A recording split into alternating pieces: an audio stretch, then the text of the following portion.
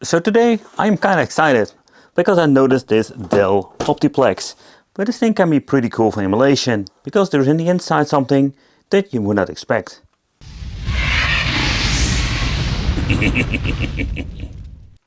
Recently I've checked out all kinds of Dell computers, but this particular one makes me really exciting to do some emulation with. There are many different models out there and this thing comes with a Core i5 on the inside. What I think is pretty handy that it comes with front USB ports, 4 of them. It's going to be super convenient if you want to play 4-player split screen, and headphone jack out, and then we're having over here the Optiplex 3040. This thing is going to be a little bit bigger than your normal mini PC, but you can see it at the back. It's going to be finding something pretty exciting. This particular Dell utilizes the option to have a low profile GPU, and there is one actually pre-installed. We can just plug in the power over here straight into the machine itself. Where on the back we're going to be finding an HDMI display port and another 4 USB ports and an RG45. So this thrift shop is actually selling them for, I think it's 70 bucks, including some warranty. So they have checked it, so we know for sure that it's going to be working. But I have no idea what's going on with the external or extra GPU. No idea what it is, so let's open it up. If you don't mind to have a little bit of bigger mini PC, these Dells are pretty cool. I love them because they're like very cool quality. I had so many Dell products, including like old laptops for Windows XP, and they never disappointed. And buying them with warranty, oh man, they cleaned it up. That's the one thing for sure. So normally we're going to be looking into thrift shop. They're all like messy and dusty, but man, this thing looks brand new. If you want to use a Bodacero drive, just only that, you can actually slap it in here because this thing utilizes a 2.5 inch drive. Erased by the active kill disk, that's actually what they use because this thing can pre-installed with Linux. Maybe it would be fun to make a favorite video about that, but let me know in the comments what do you think. The Dell computers were made for running for many years, and you can actually see how the overall construction of the cooling.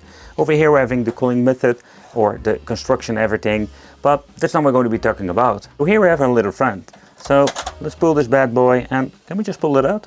It's not that easy. So before we're going to be pulling out, we need to use this lip over here. There we go. And let's see, what is it? An AMD. So on this channel I've been talking about GPUs. I love GPUs, I have this addiction for these things. However, I think it's interesting that we do have only in display and in DVI, so it's a weird combination actually. But let's check it out. What kind of GPU is this? So I think this is going to be so much better than the onboard GPU that are in these things. So I think it's going to be always like a win when you're having one of these AMD graphics. But there is nothing much going on. I don't see anything. There is no sticker whatsoever. You have something over here. Maybe I need to look it up with the pin number. But let's plug it in. Let's install some Bodacero. And you know, let's see what we can do with this tiny, maybe a little beast when it comes to emulation and upscaling. In this video I just wanted to talk about the easy way. We're not going to be talking about how you set up a Bodacero drive. That's something for a completely different video because that's going to be a long one. But there are some plug and play solutions out there if you want to. So we have these hard drives from PokePad, Kinhank and many ones. So do take consideration that we also have many other brands, but some of them are using RetroBed or some other software or Launchbox, and you're going to be needing Windows. And we're not having Windows today because I just want to use Linux to see how great and stable this is. So we're going to be plugging one of these things in. For controller type, so you can actually use all kinds of different variations, but most of the time in every single video I'm using my Xbox 360 controller. On AliExpress you do have these clones, even wireless, and they are pretty good nowadays. You need to do a little bit of research with some, because I think if you need to buy the more expensive one, we're going to have, I want to say 100% say genuine like the original one, but it's going to be very close. Or you can hook up an old PlayStation 3 controller and you can just use it like that. So there are many different ways to play, but let's connect everything and let's boot it up into Bodacero. It is possible that you're going to be needing a keyboard, so it seems to be that mine is actually booting up into Bodacero, but it is possible it doesn't, and then we need to deep dive into the BIOS. I made like several videos about it, and with a simple reason, you need to shut down secure boot and you need to force it to go into USB mode or just put the hard drive inside of the machine. It's all up to you, but that's something you need to take consideration. So, but mine is actually booting up, so let's go. I'm curious what kind of GPU are we going to be using today. So what we're going to be doing is pressing start over here, and we're going to do the system settings, and going to the information, and let's see what kind of specs we're running today. So let's see what it is, because we're having an Optiplex 3040, we're having the i5 6500 that has a CPU cores of 4. So we're having temperature of over 33 Celsius. It's actually not the best I've seen. But let's see what's going on. Secure boot has been disabled. Okay, that's great. But with AMD, that doesn't really say a lot. So it actually has option, but it says just AMD vendor. This is going to be annoying. So let's see what's going on. We can also replace it with another, let's say, low profile laying around. But I just wanted to see how far we can push it and what can we do. And also we're going to be doing a little bit of a deep dive later on, maybe on the pin number, to find out which of the frigging card we're actually going to be using. But again, we can just switch it out. But I think it's going to be interesting to see. Yeah, we're going to be see. So I think we're going to be starting off with some more demanding to begin with. So Sega Saturn, and not Sega City, but stuff that's going to be really difficult to upscale most of the time with these older GPUs, particularly the 6000 series that have the option to actually play PlayStation 2, for example, but we're going to be having problems with upscaling because the onboard GPU is not that great. So let's see what's going on. Let's do a little bit of an overview and let's see how far we can push this thing. Let's hold the A button and we're getting into the advanced game options. So we can choose different kind of emulators. So with Dream, the weird thing is I don't have any upscaling. So let's go with Flycast and let's see what's going on. Rendering resolution have been set for 1920 by 4040. Okay, so no frame skipping, please. And let's see what's going on when it comes to the overall power, what we can actually do. Heads-up display is going to be performance, and let's boot it up. But unfortunately, it struggles big time. So there's a little bit of a downside when it comes to the AMD APU in the inside. I was expecting maybe to have like some really great overall performance, but so far I think this AMD GPU is not giving us the boost that we're actually going to be needing. Because you can actually see it struggles, but maybe it can also do with the emulator, but I think if you're going to be switching this up to a different, let's say a low profile card, you can do some really cool things with it.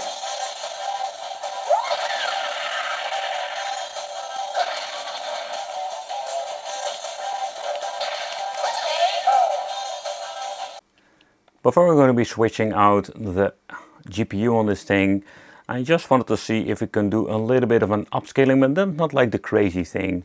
I was kind of disappointed I cannot even push it, but let's say we're going to be, let's see, 1280 by 960. Let's see if that is going to be able to run. It's not like the best thing, but hey, it's still upscaling. So let's give this thing another attempt. But you know, if we were getting better performance,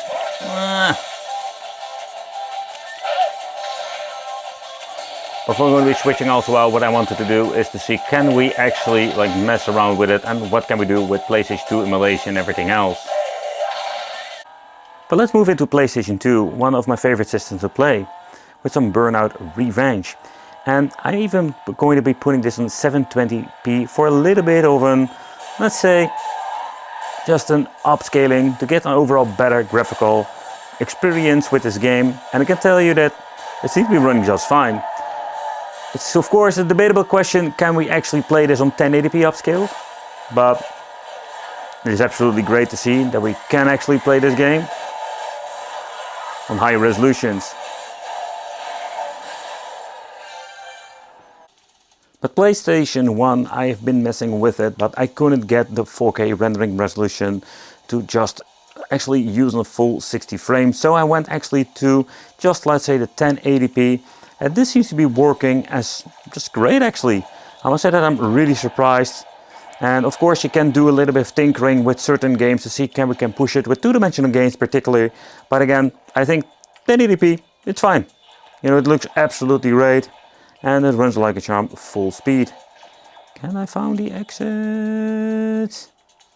No, I can't. I'm back where I started. Yep. But PlayStation 3 emulation on those, let's say, older, let's say, CPUs, is a little bit of a debatable situation because sometimes, if you're going to be loading it up for the first time, it can take up forever. So, you can see that it does load up very quickly on this older i5. But I think when it comes to the PlayStation 3, we're going to be needing freaking cores. And it seems we have enough. So let's deep dive into the game itself. So the weird thing, it was actually booting up quite fast, but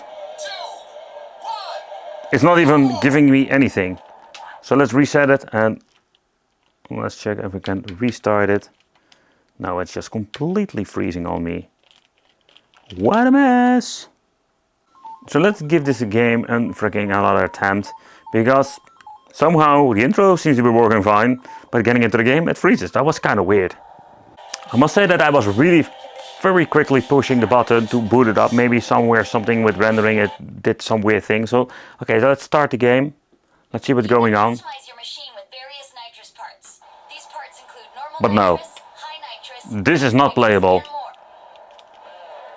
I can hear the audio, but it's just crashing on me. That's it. And the emulator also does this very strange thing. Man, oh man, what a mess. So next up, let's take a close look at PlayStation Portable. Man, it's really fun to actually tinker with this. So it had been set to OpenGL. So we do have Vulkan. So that gives this thing a restart. And let's see if we can force it to use the Vulkan emulator. Okay, so next up what we're going to be doing is, let's go not with 4K rendering resolution, because we didn't have like a lot of luck in general. So let's go with 1080p. It's still on the OpenGL. Okay, you know what? Let's do OpenGL then. If you make that so happy, let's boot up the game. Let's go to the load state over here.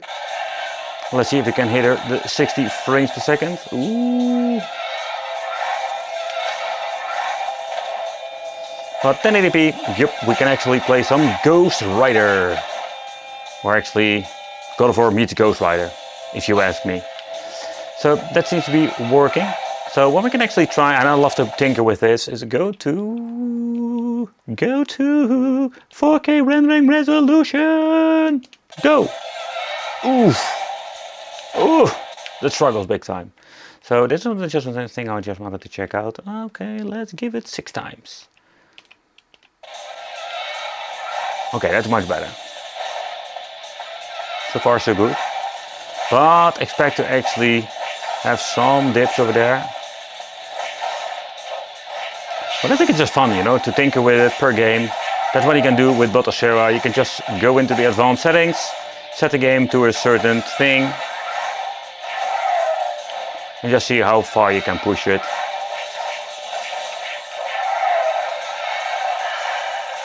I just still want to try something. I mean, in particular when it comes to, like, say, the rendering resolution 4 times or 4K. And let's go with just a simple game, like having this Jetpack Joyride. Okay, there we go. So let's see, this is just a super simple game. Let's go with 4K rendering resolution. But yeah, this is an unstable situation so far. Let's go! Yep. So this is a great example, but I mean, like, if you have like 2-dimensional games, yep, we can even push it to 4K if you want to. Woohoo!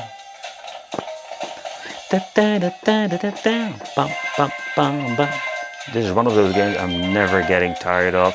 Woohoo! There we go, there we go. Ah! 1080p rendering resolution. Let's see how this is going to be running it out, or how does it work? Oh, we see some weird glitches. I let it run for some time. You can see the stutters here and there, but we do have the option to have like 1080p emulation. So that's pretty cool, but it does actually dip now. So let's go into the game with 1080p.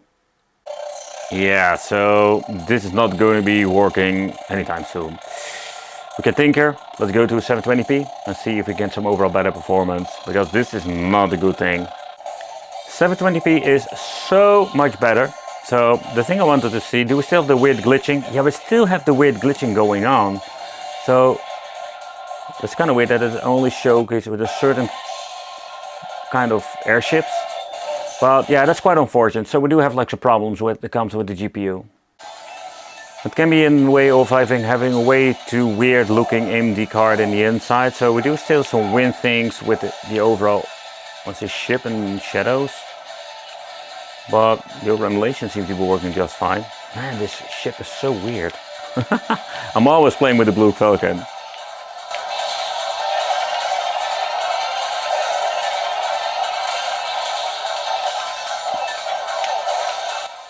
But beside that, when you're going to be looking into it, yeah, this is so far running quite well.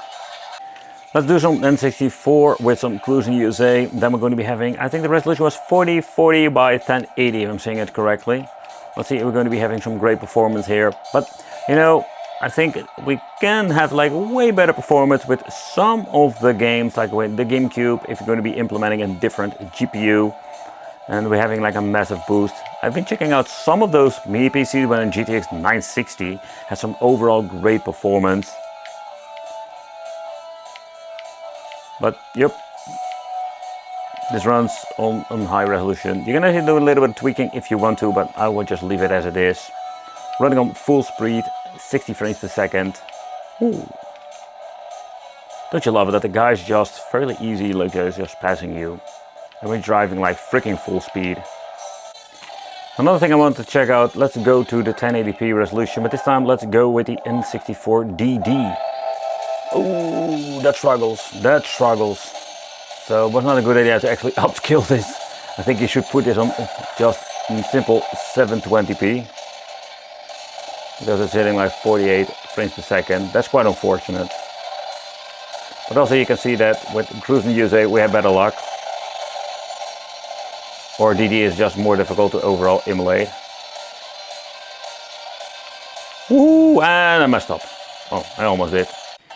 So when you're going to be looking into emulation of the simple stuff, you can just play it without any problem whatsoever. I think if you can play it without any problem on the onboard GPU normally with the Intel ones.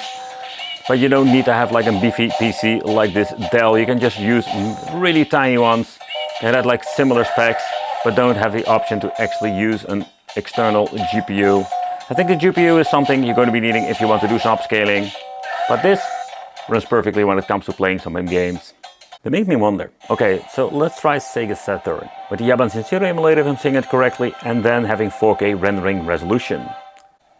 I must say that I'm surprised that where a lot of emulators have problems. GameCube, PlayStation 1. But if you want to play some Sega Saturn, it is possible to even do this on 4K rendering resolution. I'm guessing that this GPU that's inside of this thing, this AMD GPU, that is just handling it so much better with this particular emulator, I'm guessing, or compatibility in general. It dips now to 55, but 56, but this is still a playable situation. But there is so much more you can actually test out. But let's be honest, like a lot of stuff, 8-bit, 16-bit will run just fine. Also, if you want to play some Sega CD, this is not going to be a problem at all. So I love to play some ports. So for example, having an old school Doom, does it run Doom? And of course it will run Doom without any problem whatsoever. 60 frames, what? 40 frames? It's unforgivable. Okay. I was just searching my button. But does it run Mr. Boom? I have never seen this game before.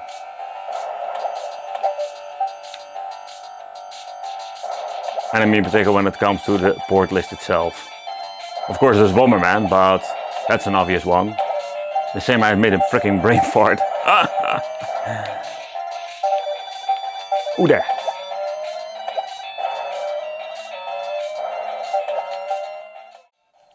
But do you really need a GPU if you just want to play the simple games? Not really. And again, like I mentioned before, I can't really enjoy myself on a device like this.